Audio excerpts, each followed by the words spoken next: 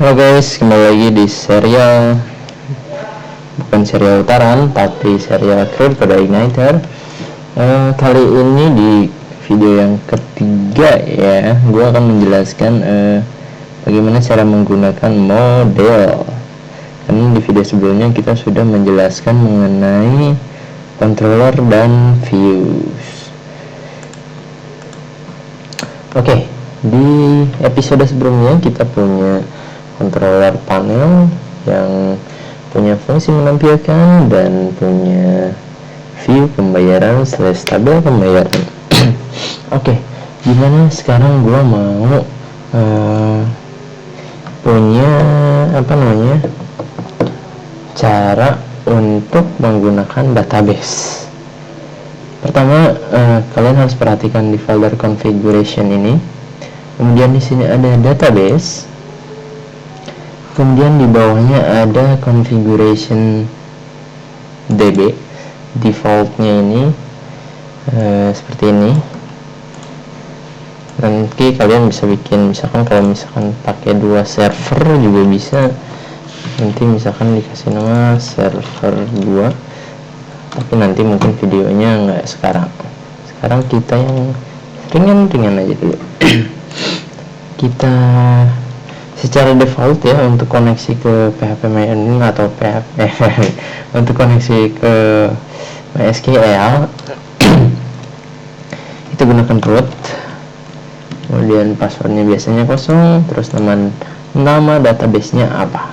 Dan ini yang paling penting, ini gue catetin nih, harus ada database-nya dulu.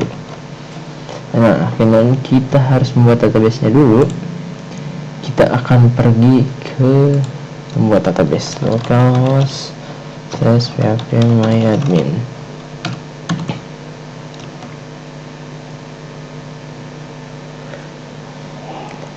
Nanti setelah membuat database, baru kita bisa mengkoneksikan database ke coordinator. Root passwordnya kosong sih, biasanya bawahnya kosong, nggak gua set juga sengaja biar nggak ribet, tapi kalau udah dipakai harus pakai ya biar koneksinya aman. Kita kasih nama crud aja, crud.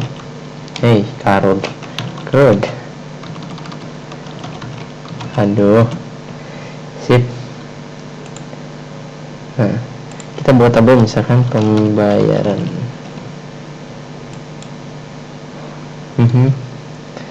Kolomnya kita kasih 4 dulu deh, kita pikirkan. Sekarang ID pembayaran kita set auto increment saja ke integer. Oke. Terus namanya siapa yang bayar, kemudian bayarnya berapa jumlah. Sederhana aja dulu biar nggak terlalu pusing ya. Namanya, kemudian jumlahnya kita bisa kasih float sih buat angka. Nah, itu pelajaran database biasa ya, gampang. Oke, varcharnya kita kasih 50 aja biar nggak terlalu banyak. Floatnya kita set. Aduh, gue lagi batuk guys. Oke, kita punya tabel pembayaran, database CRUD dengan 3 jumlah field. Mari kita masukkan di sini CRUD namanya. Save. Kita sudah punya konfigurasi ini. Sisanya bisa kita skip. Ini DB drivernya kita gunakan MySQLi saja, karena MySQL biasa udah di remove di PHP 56 kalau nggak salah. Oke. Lalu bagaimana kita menampilkan data dari tabel tadi ke sini? Oh ya, biar hal kita insert dulu biar tidak ada kecurigaan di antara kita. Misalkan agit pembayarannya 300.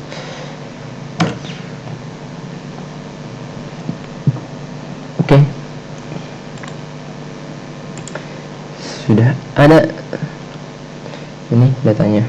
Oke, kita balik. Nah, sesuai ini kita akan gunakan model new file, save. Untuk penamaan model biasanya orang-orang itu pakai m_what, misalkan pembayaran seperti ini. Tapi gua kadang pusing kalau lihat mm_, ini, makanya gua kasih data pembayaran. Gua kasih data kenapa? Karena model itu emang identik sekali dengan data-data ya. Jadi gua kasih ini data.php.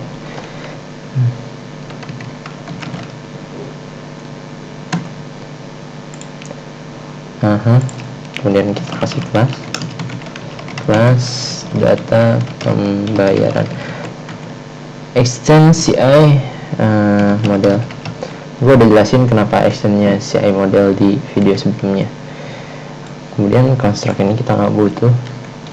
Terus kita buat fungsi untuk menarik data, function select, misalkan select all. Kenapa namanya harus select all? Ya namanya bebas, bisa select atau apa, select all biar ingat select all. Atau lebih gampang lagi, biasanya gue kalau manggil data itu all. Terus kemudian nanti kalau misalkan no update, biasanya bisa tulis update. Terus kalau misalkan insert, gue tulis insert. Kalau misalkan delete, biasanya gue tulis delete juga sih. All, update, insert, delete. Ya, sementara ini dulu. Oh ya, satu lagi, function where. Biasanya where ini gue untuk memanggil satu record aja. Oke, kita kembali ke fungsi all. Maksudnya ini untuk memanggil semua data. Caranya gampang, this db get nama tabelnya tadi namanya adalah ID pembayaran. Namanya pembayaran. Ya, pembayaran. Nah, di sini bedanya kita harus melakukan return ini ya. Sebenarnya harusnya seperti ini sih, misalkan data sebenarnya di db return, jadi harus ditampung ke variabel. Tapi di beberapa versi baru bisa langsung tulis seperti ini. Kalau di versi lama ya harus pakai ini sih, data. Soalnya nggak ada beberapa fungsi PHP yang nggak bisa langsung return. Tapi kita karena sudah 2017, maka kita tulis langsung seperti ini. Kita save. Terus kita bawa di sini. Jangan lupa untuk memanggilnya. Pertama, ingat di load dulu modelnya. This load model. Waalaikumsalam. Iya, makasih ya, Bu. Ada yang bilang ke ibu ya, celana dia satu. Iya, satu. Ya. Ya.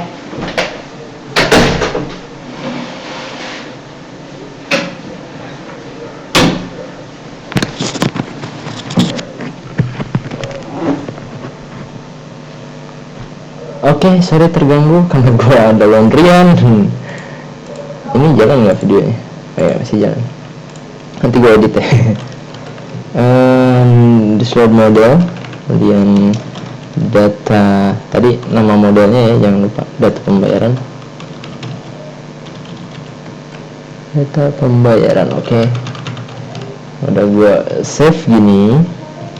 Kenapa gue mainnya di construct ya? Biar begitu menampilkan running juga sih load construct-nya ini ya. Oke.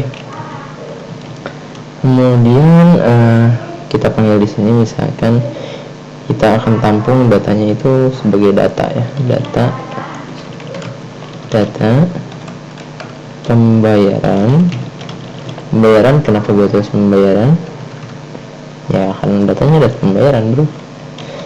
This data pembayaran, caranya gampang. Jadi this itu bawaan kelasnya, kemudian data pembayaran ini kelas ini kita panggil, kemudian fungsinya all. Easy, gampang kan? Fungsinya all. Oke. Sebelum kita bawa ke view, kita buktikan dulu kalau datanya bisa di load. Kita print L data pembayaran.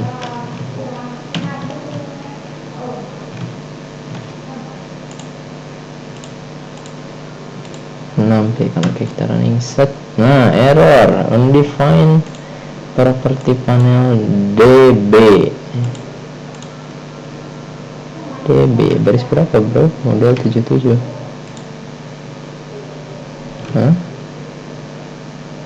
Oh di core-nya, sorry. Data pembayaran.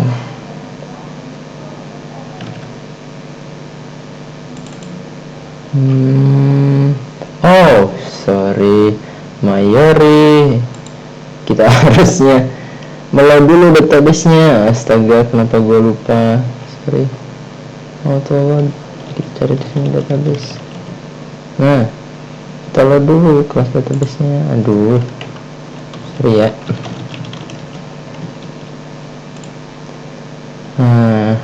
Kita running. Nah, kita berhasil meloadnya. Mana coba? Di sini nggak ada. Emang di sini nggak ada. Kita jelasin. Gue jelasin dulu. Jadi sebenarnya ketika kita meload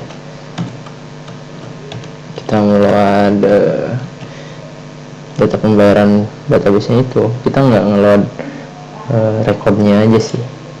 Kita meload semua properties yang ada di sana. Semacam connection ID-nya menggunakan MySQL bla bla bla, via localhost, host info. Nanti ini bisa kita ambil sih kalau di kebutuhan yang udah gede ya. Kemudian kita mau ngambil datanya aja. Di sini result. Nah, result akhirnya keluar ID pembayaran 1, namanya kita itu jumlah 300. Kita buktikan sama. Nah, ini sama ya. Oke. Lalu bagaimana caranya kita biar bisa menampilkan ke view? Set. Data pembayaran, data pembayaran. Di sini kita ada dua metode sih sebenarnya. Kita bisa tulis secara langsung ini data, atau ada biasanya nulis true. Nah, ada bedanya apa? Kalau yang true ini akan di return sebagai string. Biasanya untuk orang yang lebih suka templating tuh biasanya pakai ini nih. Jadi nanti di render dulu jadi HTML, baru nanti ditampilkan. Kalau yang seperti ini biasa, itu langsung ditampilkan sambil di render gitu. Untuk lebih afdol seharusnya lu menulis seperti ini sih, true. Dia nanti ini bisa kita kasih variabel tampilan.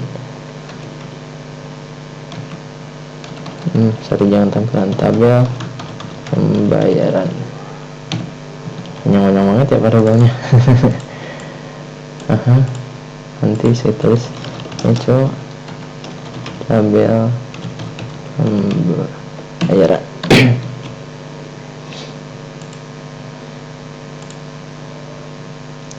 Oke, sudah set. Nah, tinggal kita kelola di sininya. Karena ini terdiri dari 1, 2, 3 field, kita juga harus menyamakannya itu ID pembayaran, ID pembayaran. Ini TH ya seharusnya, baru tambah ID nama, kemudian jumlah. Nah, kita loadnya itu di sini nanti. Jadi karena perhatikan, karena ini namanya pembayaran yang akan dibawa ke sini. Jadi nanti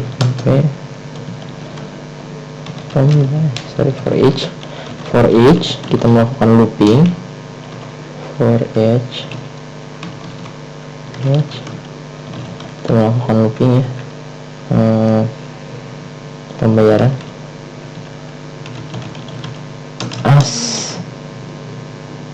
asnya itu boleh apa aja, kita biasanya sih ini row per baris. Oke, juga yang for each untuk bawahnya. Nah, setelah itu seperti ini ingat ya, ini titik 2 bukan titik koma.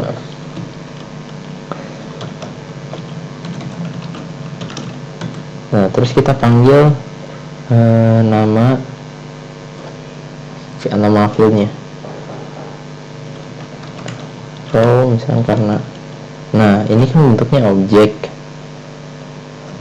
Nah sebenarnya result ada 2 metode nanti kan, result ini atau bisa result array. Ini bentuknya keluarnya array, tapi gue lebih suka yang result aja, bentuknya objek. Kita copy ini, jangan sampai salah ya fieldnya. Kalau misalkan salah itu nanti nggak keluar. Jadi pembayaran, cuma kita buat lagi nama,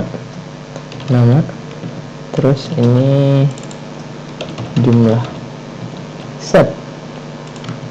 Nah seperti ini untuk memanggil loopingnya. Jadi for each untuk setiap baris pembayaran akan digantikan sebagai row, diterjemahkan sebagai baris. Terus kita panggil di sini tr, satu baris ya, ini berarti tr di kolom pertama baris ID pembayaran ini dikeluarkan. Ini titik 2 sama dengan gini ya. Nah cuman karena terlalu panjang, biasanya gue singkat aja gini. Oke. Terus nama, jumlah, address,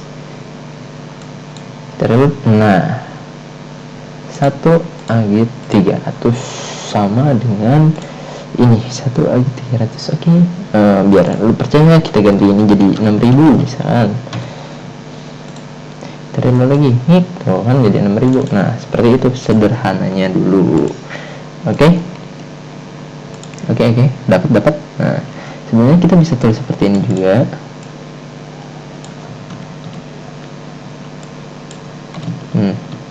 Tapi ini nggak akan jalan kalau misalkan lu tambahin terus di sini return nothing, karena dia udah di convert sebagai string tapi tidak ditampilkan. Tapi lu bisa menampilkan itu di sini kayak gini, itu bisa tampil. Nih bedanya apa? Bedanya kalau di ini nanti lu bisa tulis ini sebagai return dan fungsi lain, misalkan fungsi lain tabel pembayaran, fungsi lain ini nanti lu bisa tulis kayak gini, echo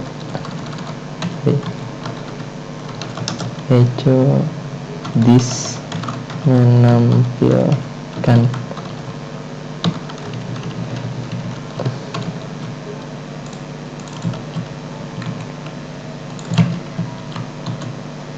sama kan, biar beda nih. Gue kasih tulis echo lagi, echo string, atasnya pasti ada stringnya nih. Jadi ibaratnya tuh kalau kita pakai yang ini itu someday misalkan tabel pembayarannya dibutuhkan di halaman 1, itu juga bisa dipakai juga di halaman 2 karena ini udah di return sebagai tabel pembayaran gitu. Oke, paham? gampang bukan? Bisa ditiru ya. Oke, sementara sekian dulu aja cukup ya untuk video yang ketiga. Mudah-mudahan nggak pusing banget, karena emang agak rumit, mulai rumit, tapi jangan sampai menyerah sih menurut gua, karena coding itu harus dibawa fun. So jangan lupa subscribe, jangan lupa komen juga kalau misalkan ada kritik dan saran. Sengaja videonya panjang banget dan gak gue edit biar kalian bisa tahu error-errornya atau kendala-kendalanya di sebelah mana. Oke, thank you. Sekian video dari gue, jangan lupa subscribe. Sampai jumpa di video keempat. Oh ya, di video keempat gue bakal ngejelasin bagaimana load CSS dan jQuery-nya. Sip. Oke, sampai jumpa.